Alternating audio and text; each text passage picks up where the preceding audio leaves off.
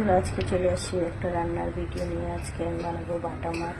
তো বাটা মাছ কী করে আমি রান্না করি চলো তোমাদের সঙ্গে শেয়ার করি। চলো, বাটা মাছটা প্রথমে লবণ হলুদ দিয়ে মাখিয়ে রেখে দিছি।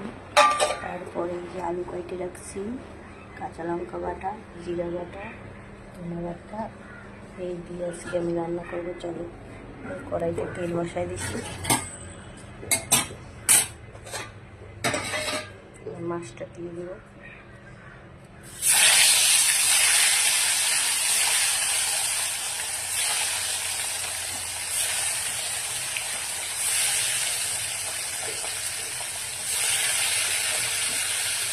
মাছটা লাল করে ভেজে নেব।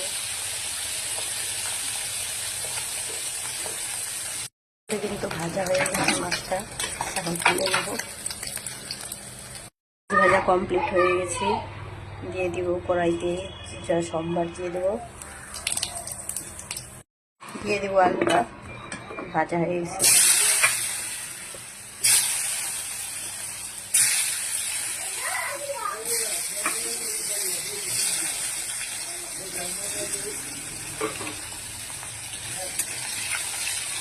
লাল হইতে দিব আলুটা, পরিমাণ মতন লবণ দিয়ে দেবো।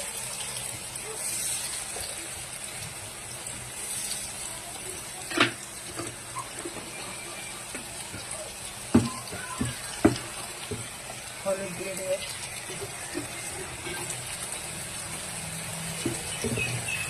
হয়ে গেছে, লাল লাল হয়ে গেছে আলু। এখন দিয়ে দেবো কাঁচা লঙ্কা,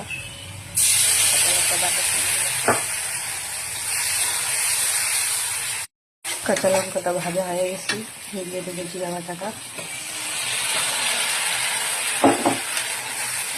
একটু নেড়ে চেড়ে নেব। জিরাটাও হালকা করে ভেজে নেব। ভেজে নেওয়া হয়েছে, এদিকে গরম জল বসাইছি মাছের ঝোলের জন্য।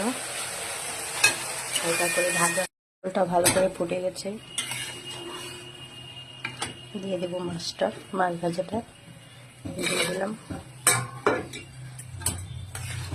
তরকারিটা ভালো করে ফুটে গেছে, দেখতে পাচ্ছ। দিয়ে দিব ধনে পাতা, ধনে পাতাটা দিয়ে আমার তরকারি রেডি হয়ে গেল। মাছের তরকারি দেখো, ফাইনাল লুক মাছ তরকারির। তো কেমন লাগলো বন্ধুরা জানাবে কিন্তু, আর লাইক কমেন্ট শেয়ার করতে ভুলো না কেউ। লাইক কমেন্ট শেয়ার করে দিও। আর কে কীরকম করে রান্না করে খাও বাটা মাছের ঝোল, তো কমেন্টে জানাইও।